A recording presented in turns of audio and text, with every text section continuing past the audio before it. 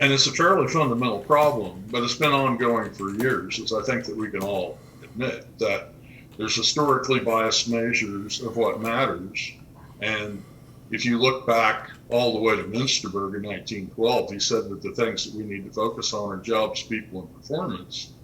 And that has not changed. When we built the Point Leader business, we asked stakeholders to tell us what mattered in talent management, and they said the same things. We want to be able to describe our jobs in ways that people understand what it is they're supposed to do.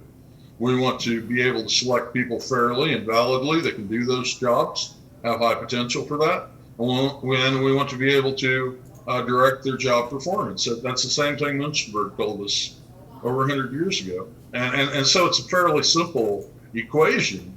It is just that we still don't do it as well as we should. I mean, sometimes we do it better than others, but if you think about the job analyses that we have in place, the predictors we have in place, and the job performance measures we have in place, most of them are biased. I just, it's sad but true. And it's going to take a lot of work to fix that. But IO psychologists are the ones who can do that.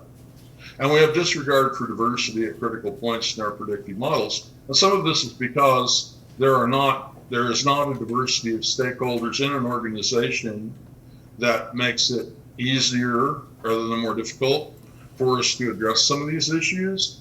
But that's not an excuse for us to not fix the problems, right? We really need to look at predictors, performance behaviors, the goals for business strategies, well, what are the valued outcomes for business, and help organizations understand that diversity, as Jim and I were talking the other day, it can't be the icing on a cake, it has to be baked into the cake.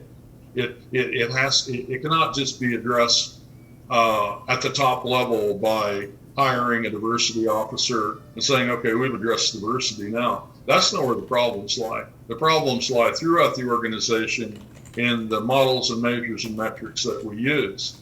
And it's going to take a lot of work, but that's okay. It's the kind of work that we do, that we're really good at.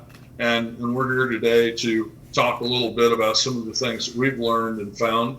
And Jim is going to set that in a theoretical background for us. And Mike's going to talk about the measurement issues around, having unbiased, reliable, valid models.